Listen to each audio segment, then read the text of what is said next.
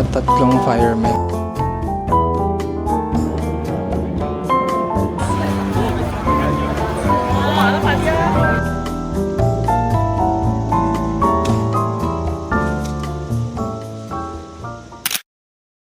Hey guys, good morning. So, it's day 6 here in Tokyo.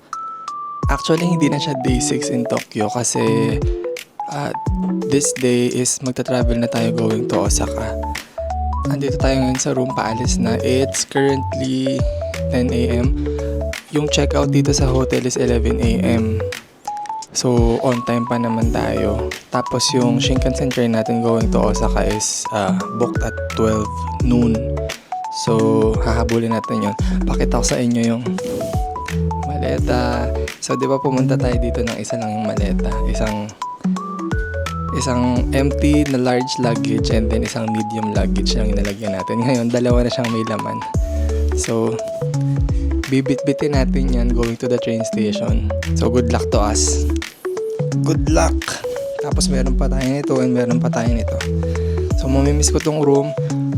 Very small room naman. Itong very small room na to, functional naman din talaga siya. Nandito lahat na kailangan mo. At saka hindi ka naman din magsistay talaga ng whole day. Darating ka dito ng sobrang gabi na din. Tapos, makapag-ayos ka pa rin naman ng maleta. Meron pang space. Yan.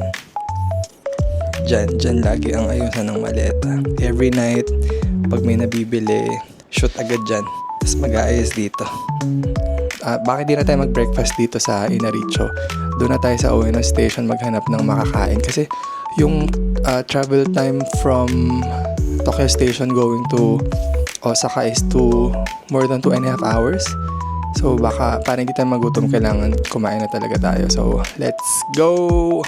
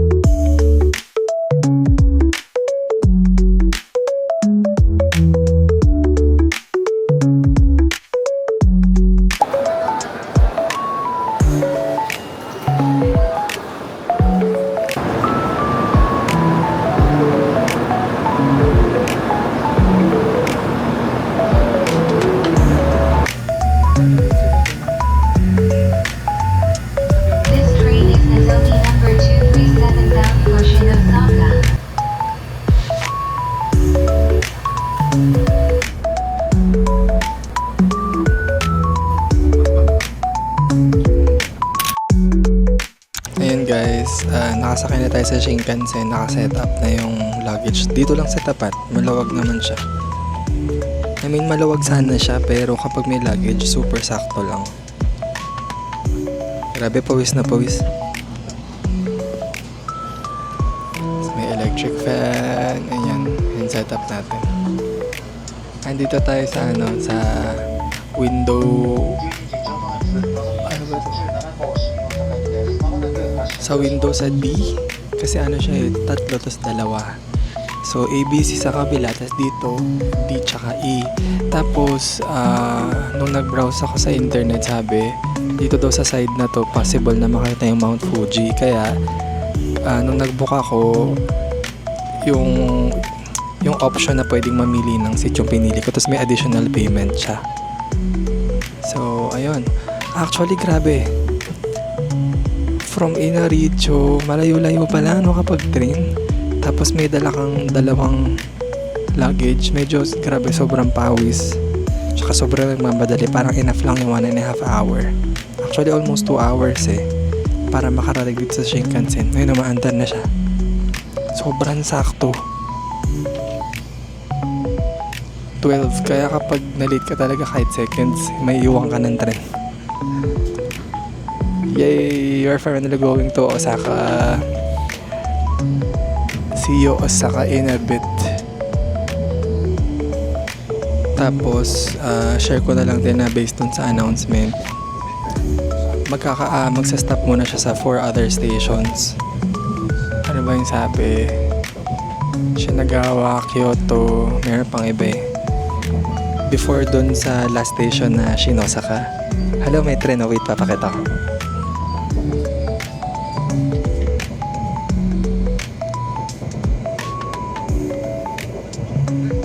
Asan na?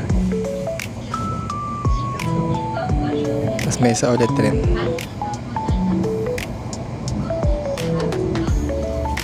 Grabe, diba? Ang lala ng train system dito. Nakita nyo yun? Parang apat na train sabay-sabay. Actually, sa kabila, 4 na rail. So yun. Ang biyahe is, ayun nga, more than 2.5 hours. So, makakapagpahinga pa. Hindi ko nga sure kung pwedeng umorder ng food dito kasi wala pa tayong breakfast. So, sana pwedeng umorder or may dala ng food yung iba dito So, kapag hindi pwede umorder, magbaba na lang tayo. Kumain. Balitaan ko kayo later kapag nasa Osaka na tayo.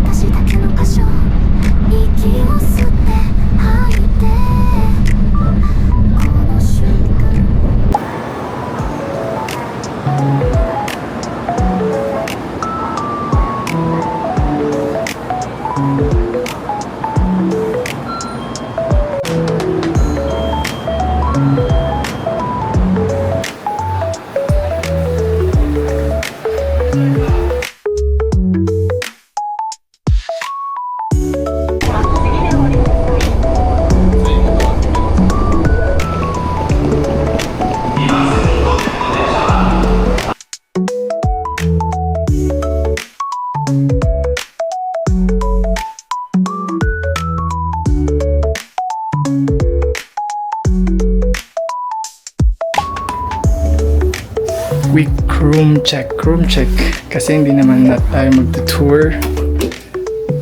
Ito, meron siyang ganyan, may sink. Actually pwede magluto ano to, ito ay laundry area and bathroom. Wow! Ang laki nito kumpara dun sa Tokyo.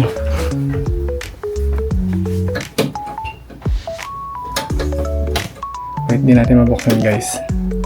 Asan yung switch? Ito. Oh!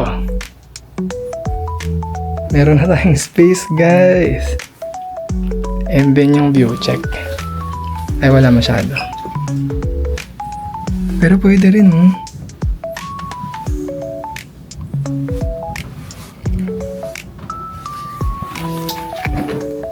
Grabe, sobrang pagod.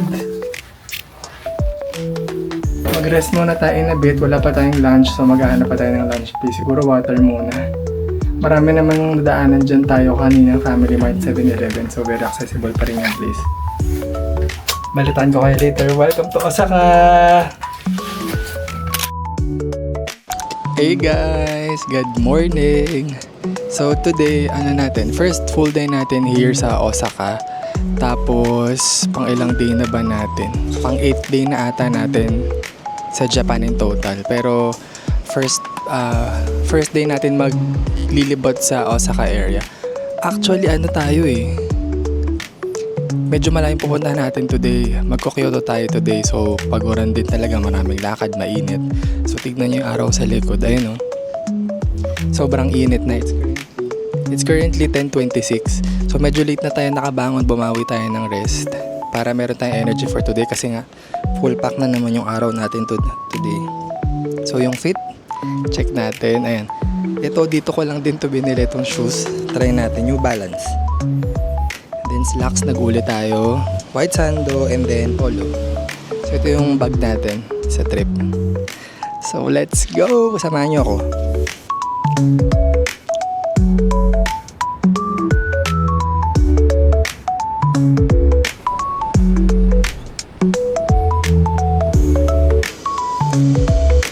Papakita ko lang guys yung neighborhood natin ngayon.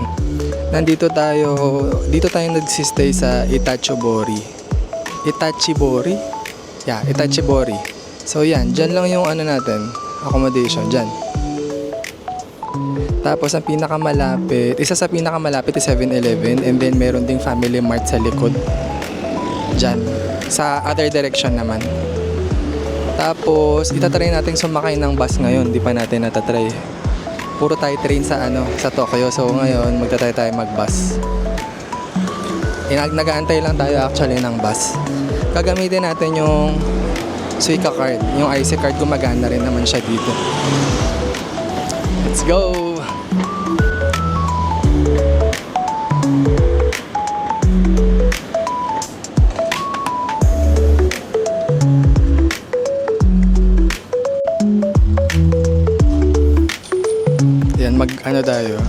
Mag-yapping tayo habang nag-aantay ng bus. So dito guys, compared sa Tokyo Tokyo nag-spend tayo ng 6.5 days. Tapos ang observation ko lang is parang dito mas laid back yung vibe niya. Medyo konti yung tao sa kalsada. Tapos medyo hindi sila nagmamadali. Medyo mas mabagal. Ayun ang konti. Or dito lang, hindi ko lang din sure kung dito lang sa area na to. Kasi baka naman sa ibang area ng Osaka super busy din. Pero wala namang pinagkaiba yung subway. Sobrang dami rin tao, same lang sa Tokyo. So siguro nandun lahat ng tao, wala talaga dito sa kalsada. Dito sa Hindi sila naglalakad sa taas kasi mainit din siguro.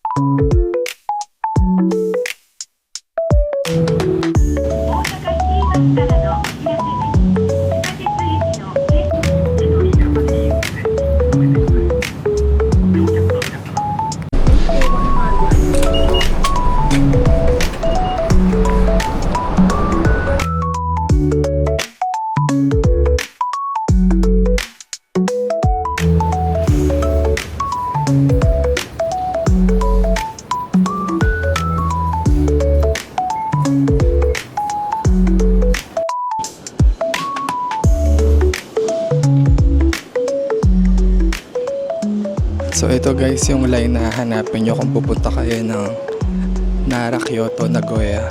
So since tayo pupunta tayo ng Kyoto, dito tayo sa Kintetsu Hanshin Line. Meron na tayong ticket nag-book tayo online. So papakita na lang natin yung QR code. Hopefully mabilis lang din talaga.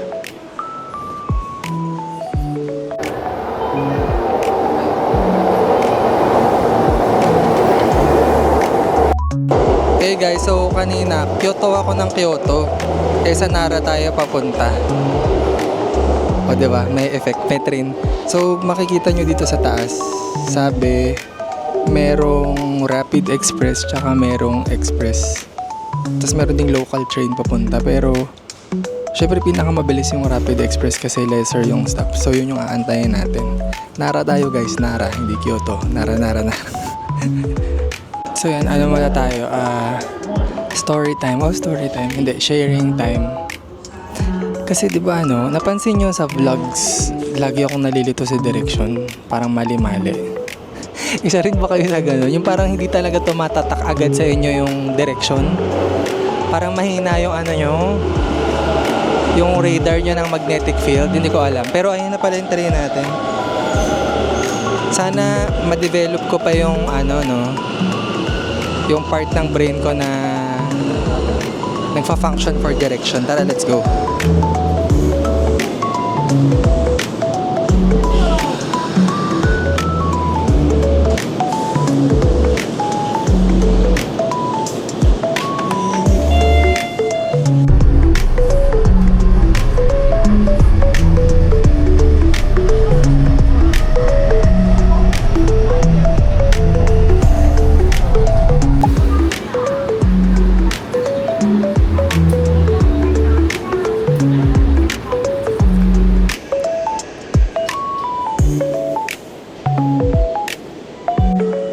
Nandito na tayo sa Nara Station. So ito yung mga pwedeng mapuntahan. Meron namang exit guide. Depende kung ano yung itinerary nyo for the day. So ayan makikita nyo yung sa exit 1, Museum of Art, Culture Hall. Sa exit 2, Nara Park. Todaiji Temple. Yung shrine. Let's go!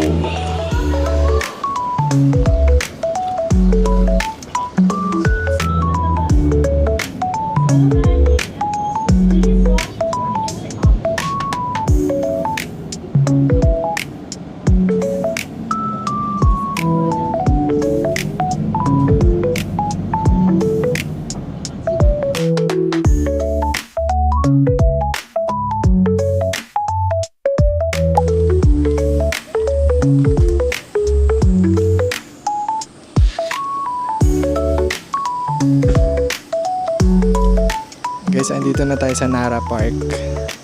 Pakalat-kalat lang pala talaga yung mga deers dito. Tapos ayun na yung road. Ayun na yung pedestrian lane. So pwede sila magpunta anywhere. Ang amoy dito is dito lang sa may puno. Parang amoy siya? Amoy kabayo. So maghanap tayo kung saan pwede. May mga temples din na pwedeng puntahan dito. Ayun yung hahanapin natin. Uunahin natin actually yun.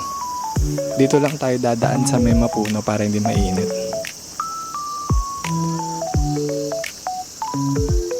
Hello! Pag wala ka naman dalang biscuit, hindi ka nila hahabulin. So lakad-lakad muna tayo. Ito siya, merong specific na tree. Ichigashi, yan siya. Ma-branch siya, nabuno, tapos malaki.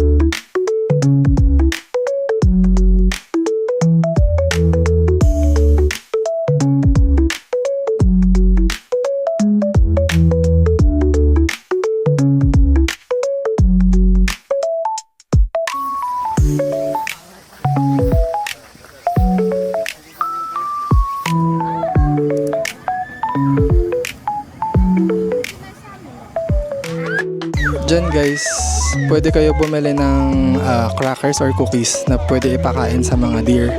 200 yen siya. Isang parang bundle. 5 pieces ata yun, isang ganun. Ayun, kaya tignan nyo, dyan sila nakaabang. Tapos may mga souvenir shops din. May ice cream. Gusto nyo magmerienda. Tatry natin magpakain. Pakita ko sa inyo. Pero nanunugod yung mga deer. Parang susundan ka nila.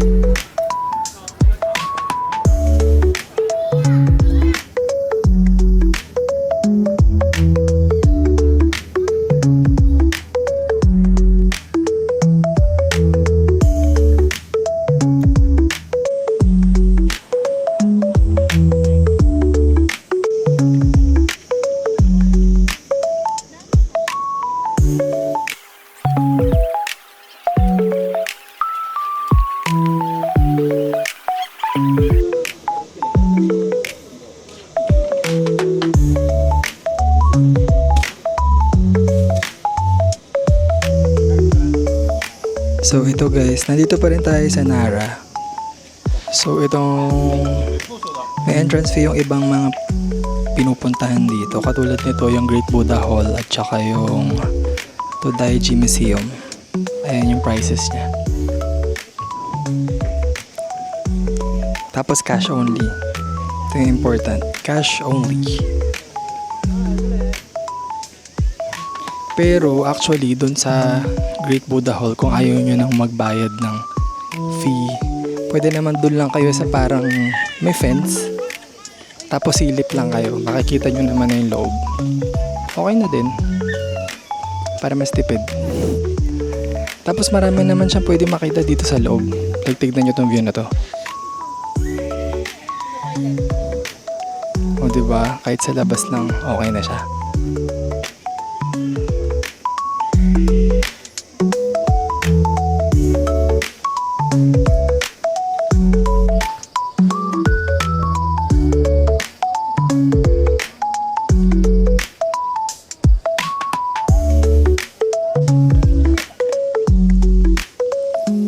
Yun ata yung isa sa mga malalaking structure dito yung Great Buddha Hall kasi marami pang ibang temples dito eh. Ayun o, nakikita nyo yan. Yan, medyo maliit lang siya. Not sure lang ako may entrance pero baka hindi na natin daanan. Sobrang lawak guys oh.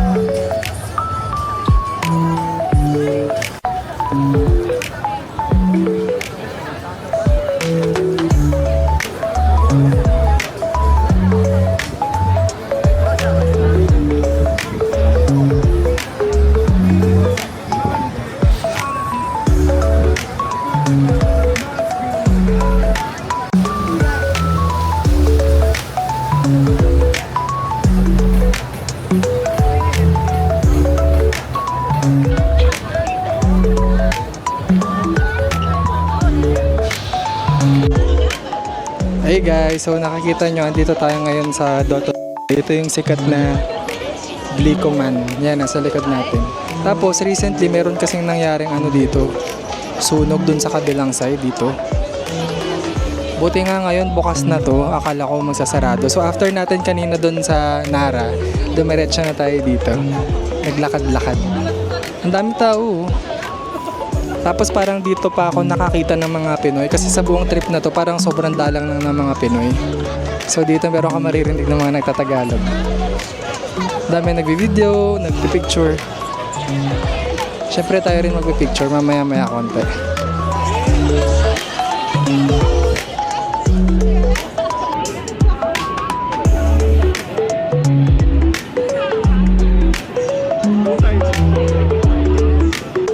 Tapos meron pala dito ayun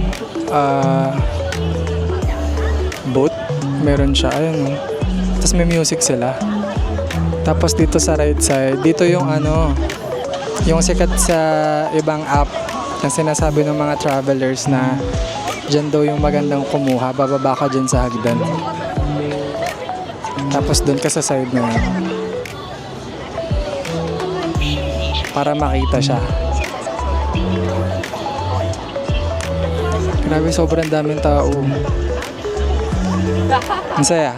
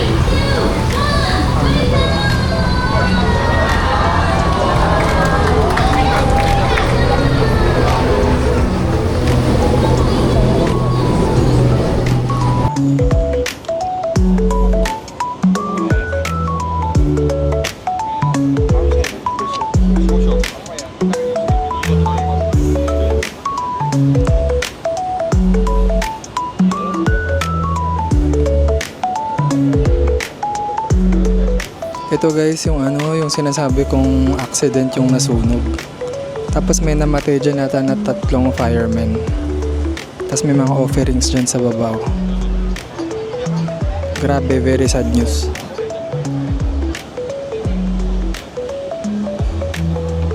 Sobrang busy dito sa streets na to. Grabe.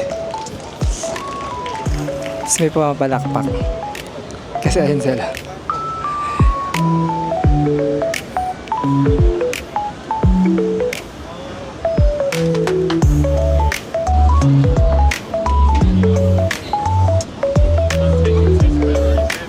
Tapos parang meron akong nakita dyan sa ilalim ng tulay dyan.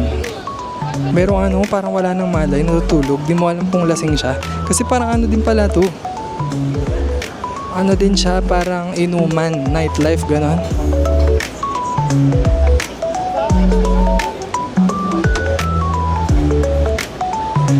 Meron dito, Hoshino Coffee. Meron yan sa Pinas eh.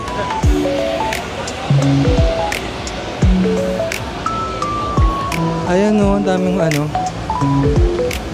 Tapos dadaan kasi yan doon sa ano, doon sa Glicoman. Grabe. Araw-araw talaga yung lakad mo dito, 20,000 steps. Kaya dapat ano, patibayan ng ano, ng katawan dito.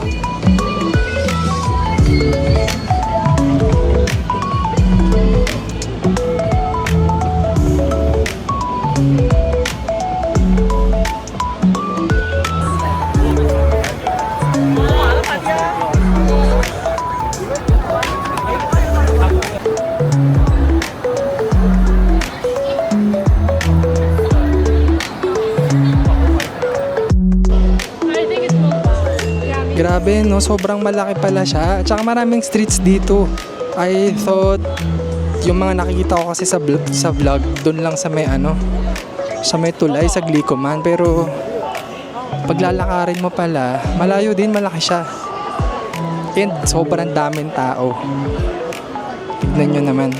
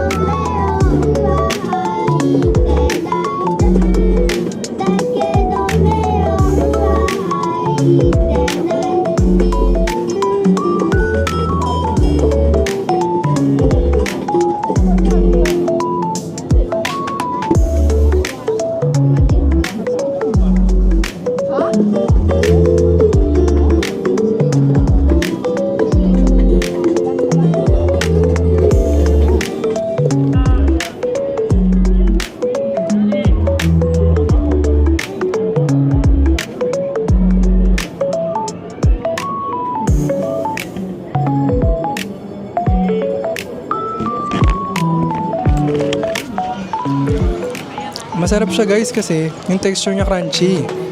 Tapos lasang melon talaga yung bread. Sarap.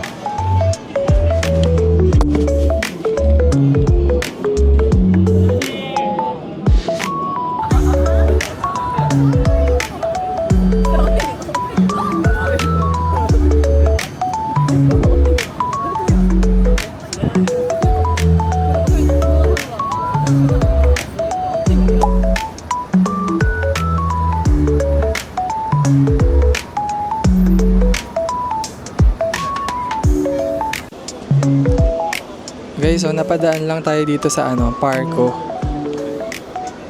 Ito siya. May mga branded, may mga ano din, big brands din. I mean, may mga high-end na brands. Ayun no, sa baba lang o Hermes agad. Tapos ang ganda oh. Parang ano siya, holiday feels. Year-end holiday feels.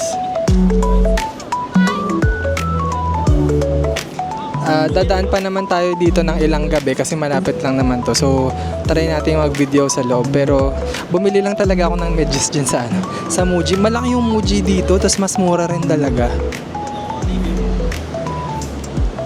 Kasi tomorrow, pupunta na tayo ng expo. So, kulang yung medyas na dala ko. So, kailangan ko talagang bumili. So, sana hindi sumakit yung paa natin bukas. Kasi lakad-lakad tsaka pila-pila rin sa expo. So, ayun. Uwi na tayo and mag-rest. See you tomorrow!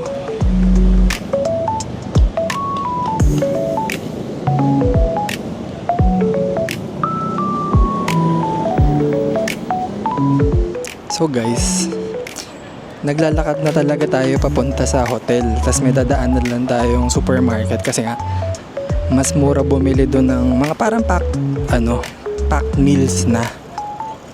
So tipid mode tayo sa ilang gabi talaga, sa ilang meals. Hindi pwedeng lustay ng lustay. Tapos share ko lang din na ang lapit lang pala dito nung pinakita kong Parco Mall kanina, yung strip na yun. Sobrang high-end ng mga boutiques. So ang lapit lang nun sa hotel, sa accommodation natin. So pwedeng sa Mother Nights mag-take tayo ng mga video doon para alam nyo rin yung mga boutique na pwedeng makita. Tapos very tapos very weird may New Balance lang dun sa kabila. Tatawid ka, tapos yun lang siya. Parang wala na siyang ibang shops na katabi na apparels or shoes.